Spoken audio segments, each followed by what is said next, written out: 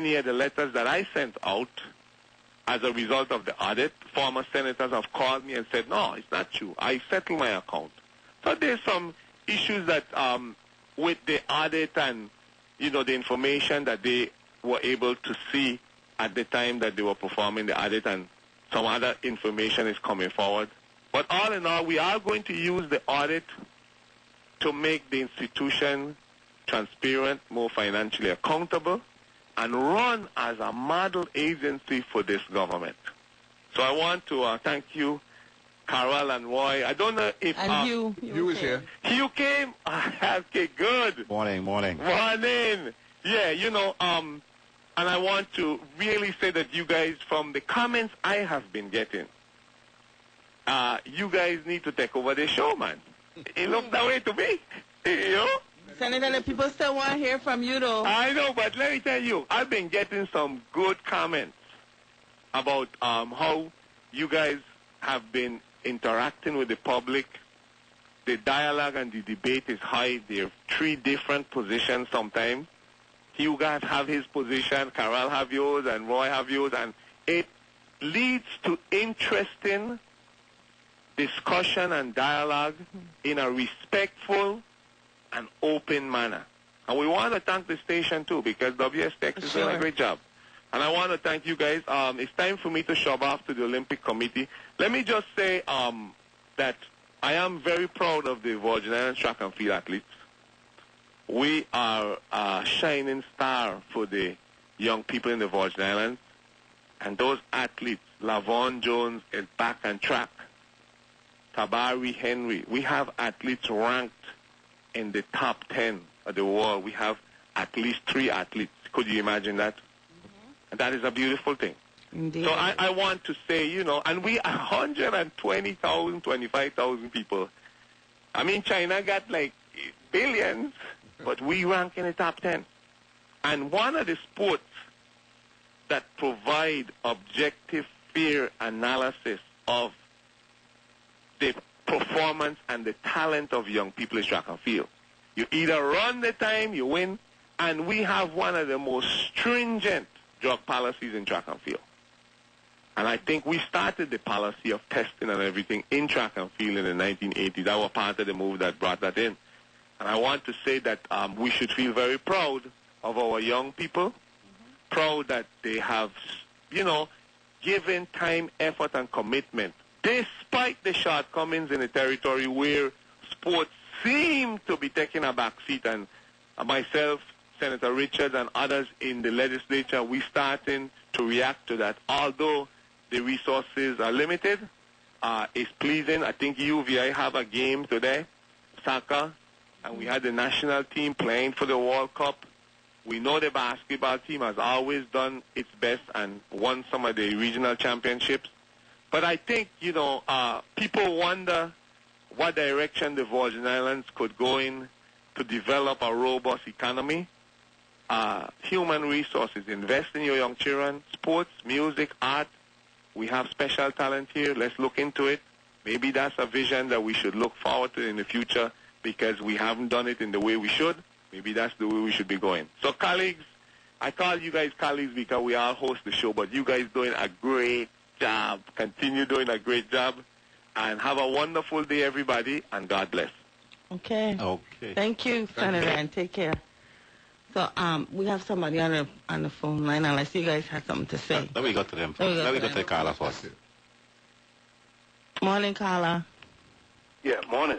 Good morning. Carl, just about every Saturday I call and I keep talking. Roy and you will vouch for my call in there and stating all the time, enforcement and collection is going to bring this government back on its feet.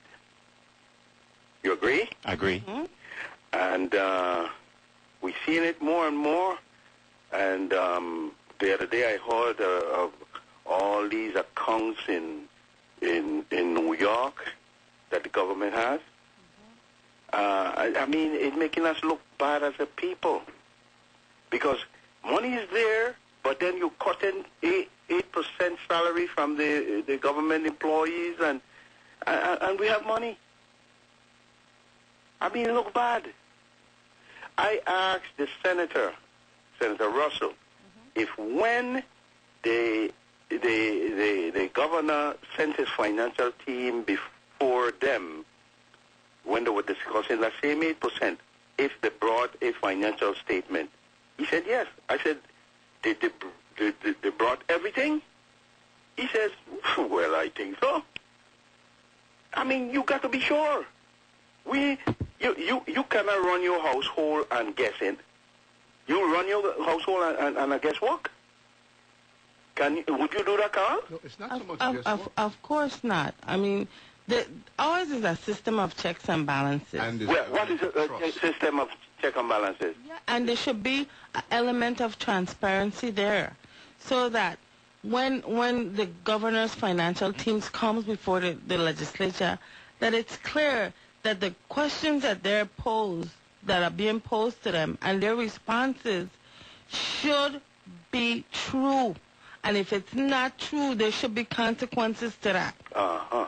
And there's an element of trust between the branches. I mean, if let's say in the traditional old days when only one spouse worked, say the husband bring home money, but he hold back money and let the wife run the household with less than he is capable of providing. You can't blame the wife if she walk in with every penny that he gave her and he hold back some. So at some point you're going to have to deal with that trust issue, and the trust is reflected in our society in the votes. You got to vote for somebody who you can trust, because just like a husband could hold back, well, not so much today with the pay stub, but in the old days when you get a little brown envelope with your money in it, a husband could hold back and compel a wife to do the house business without the full accounting of the money. We got to address that through our votes. Oh. But how are we going to do that with those voting machines that outdated and... No. You hear about the historic experiences from the Board of Election yesterday? Well, how that's going. And prior to that. And prior to that, I mean, I know from our office, we had a bill in to purchase new machines only to find out that we were preempted. So I don't know who it is, but some other senator already had in a bill to purchase new machines. Well, that part is looking good. But I'm going to close off now, but I'm saying... No, but we do appreciate what you're saying, you know. Yeah. What you're saying is crucial to every decision that is made on behalf of, policy that both the legislature and the governor makes.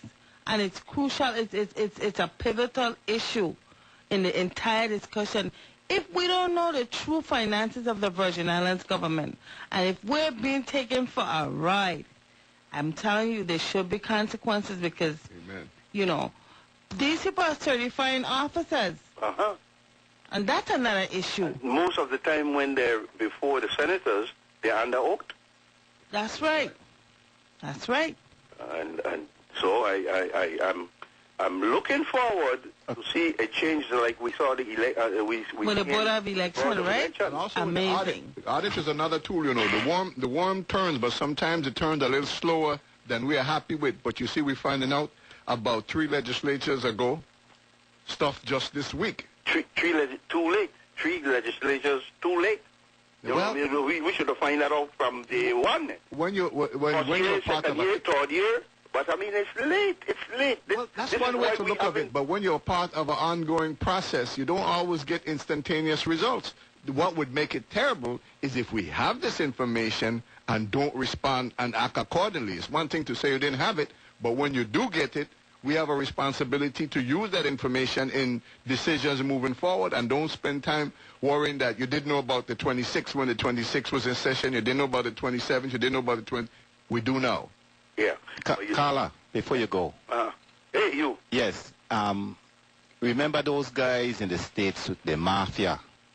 Those big shots back in the days? When they used to do their run-ins, who they used to hire to do their books? Who they used to hire? Yeah, to do the books. The most experienced accountant that they could buy off, that they could swiggle funds around so people don't see it. Okay. And when these people come in front of the Senate to give us what they got, these are some of the most experienced people you have doing the budget. Check the background and see what they have done. You have said it. Well, I'm a little uncomfortable with the mafia comparison, but proceed. No, but you just hit the nail on the head when you said check the background. Because, listen, we have one individual, they ain't calling any name because I'm not here to discredit anyone. Mm-hmm. But I'm saying we have one individual been through so many administrations. And we identified that person had a bad record or in the past. And why we keep on that person? It ain't we. I mean, if somebody hires them, what we need to do is to hire the appropriate Elliot Ness to balance No, the but what situation. I think is really gracious is to tell the people, to tell the senators who are representatives of the people that these are the fund balances in these accounts. You know? Okay? Because truly, the senators have the distinct responsibility of determining the spending level for the government. Okay? Each department, they determine how much money they're going to appropriate for its operations. And they go based on the information that's provided. Exactly. But this year we told the people and employees of this government, you're going to have to take a pay cut of 8% in these serious economic, struggling times. And to find out if this is true, it is really a slap in the face of the people. Well, I asked Senator Sanders, I asked Senator Russell, I said, when that financial statement was presented to you, did you understand it? They said, well, they presented something. I mean, come on. As a matter of fact, we're running this government. We should know on a day-to-day basis how much money is in the Treasury. I mean, you can't operate a government without knowing what's going on. We could try to fix that now. Exactly. that we know what's going on. We have to fix it because we have let it go too far in the past that we didn't know. But now that we hear to the bottom of the barrel, I don't even think we bottom of the barrel because we had two accountants just the other day. Young accountants did some accounting for what's going on in the government, and it shows that we have an 18% increase in revenue. So I don't know if our figures are right or maybe somebody's telling us a lie. Yeah. But I don't leave now. But listen, before I go, I want to say this. Mm-hmm. The people and my people are facing a problem of losing their properties. And I don't hear the senators jumping up. That should have been a frontline thing. And I'm saying this because we're hearing about companies that are out there ready to buy up these properties. And then at the same time I'm saying, hey, but this is conflict of interest because we put in that same individual to run the government. He's the governor. He's there to serve us, the people. How he could come up with a company now that if we delinquent, he go and buy up all the damn property. The senators should be out there waving a flag and say, hey, back off. Because when you were told by the judges to operate at the 1998 rate, collect your real estate taxes at the 1998 rate, you didn't do it. How you going to come down and impose this pressure on people sending out a yearly bill we there to the third or fourth year? Right? Well, yeah, there's been a big problem there with the collection as far as taking people's property. I don't believe for a minute that the 29th is not aware and not taking measures to do it. Having just addressed the budget situation, I personally expect to hear some responses along that line. We have a session coming up. Okay, and I know I gone. But you understanding what I'm saying? Absolutely. Yes, Okay, sure. thanks. Yeah, Okay, Roy, thank you for calling. and that same tax thing that he's talking about just now, right? I was listening to a guy. He called some talk show yesterday. I don't know what the talk show is, but I was just spindling with the radio. And he is saying that he called the lieutenant governor's office in reference to getting a tax break. You know, you could get homestead exemption, veteran exemption, farm exemption. And he was trying to get some homestead exemption. And he said the lady told him that